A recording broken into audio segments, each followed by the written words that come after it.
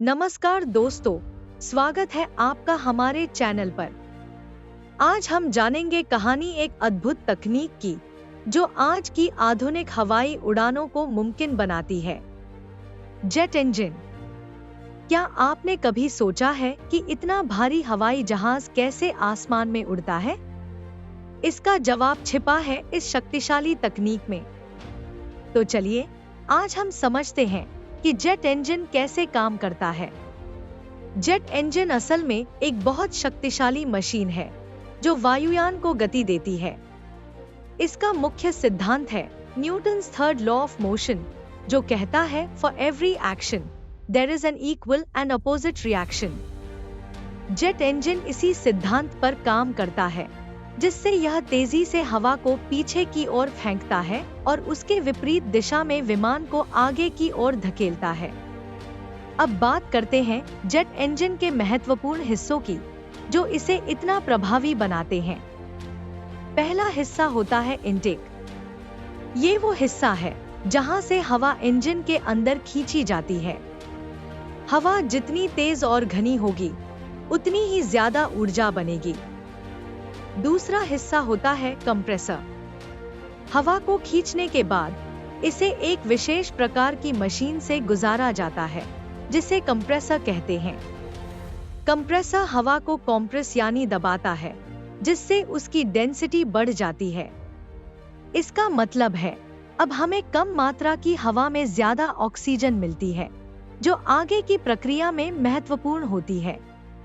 इसके बाद आता है कॉम्बशन चेंबर। जब हवा कंप्रेसर से बाहर आती है तो इसे कॉम्बशन चेंबर में भेजा जाता है। यहाँ पर ईंधन यानी जेट फ्यूल को हवा के साथ मिलाकर जलाया जाता है। यह प्रक्रिया बहुत ज्यादा गर्मी और ऊर्जा पैदा करती है।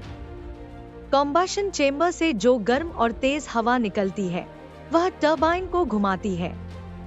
टरबाइन एक तरह की पंखी होती है जो इस ऊर्जा को मैकेनिकल पावर में बदल देती है, और इसी पावर का उपयोग कंप्रेसर और अन्य हिस्सों को चलाने में किया जाता है। अंत में बची हुई गर्म हवा तेज गति से पीछे की ओर निकलती है, जिसे हम एग्जॉस्ट कहते हैं। यही वह मुख्य हिस्सा है जो प्लेन को आगे की ओर धकेलने में मदद करता है। अब जब हमने इसके पार्ट्स को समझ लिया, तो देखते हैं जेट इंजन का पूरा प्रोसेस। सबसे पहले एयर इनटेक के जरिए तेजी से हवा इंजन में खींची जाती है। फिर यह हवा कंप्रेसर से गुजरती है, जहां इसे कॉम्प्रेस किया जाता है। इसके बाद हवा को कॉम्बशन चेंबर में भेजा जाता है, जहां जेट फ्यूल को जलाया जाता है और ऊर्जा बनाई जाती है। इस ऊर्जा का उपयोग टरबाइन को घुमाने में किया जाता है, जिससे इंजन के दूसरे पार्ट्स काम करते रहते हैं। अंत में बची हुई गर्म और तेज हवा एग्जॉस्ट से बाहर निकलती है, जो विमान को आगे की ओर धकेलती है।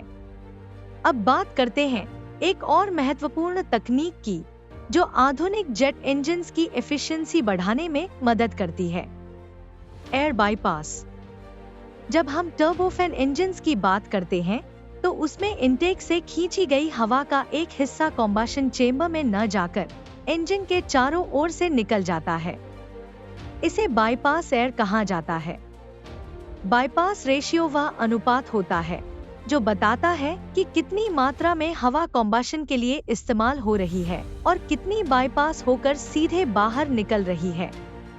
आधुनिक टर्बोफैन इंजन्स में यह बाईपास रेशियो काफी ज्यादा होता है, जिससे वे और भी प्रभावी हो जाते हैं। जब ज्यादा मात्रा में हवा बाईपास होती है, तो कॉम्बशन चेंबर में कम ईंधन की जरूरत पड़ती है। इसका मतलब है विमान कम ईंधन में ज्यादा दूरी तय कर सकता है। बाईपास एयर इंजन से निकलने वाले शोर को भी कम करती है, जिससे यात्रियों को एक शांत और आरामदायक यात्रा का अनुभव मिलता है। बाईपास एयर भी थ्रस्ट को बढ़ाने में सहायक होती है। कॉम्बशन से निकली गर्म हवा के साथ साथ बाईपास एयर भी तेजी से निकलकर विमान को आगे की ओर धकेलती है। आज के बड़े कमर्शियल एयरक्राफ्ट्स जैसे बोइंग 777 या एयरबस A380 में हाई बाईपास रेशियो वाले टर्बोफैन इंजन्स का उपयोग होता है। ये इंजन ज्यादा मात्रा में हवा को बाईपास करके फ्यूल एफिशिएंसी बढ़ाते हैं और नॉइस पोल्यूशन को कम करते हैं। तो ये था जेट इंजन तकनीक का काम करने का तरीका। हर बार जब आप किसी विमान में बैठते हैं तो इस अद्भुत तकनीक को याद जरूर करें, जो हमें नई ऊंचाइयों तक ले जाती है। अगर आपको यह वीडियो पसंद आया हो तो इसे लाइक और शेयर जरूर करें और ऐसे ही और वीडियो के लिए हमारे चैनल को सब्सक्राइब करना न भूलें। धन्यवाद।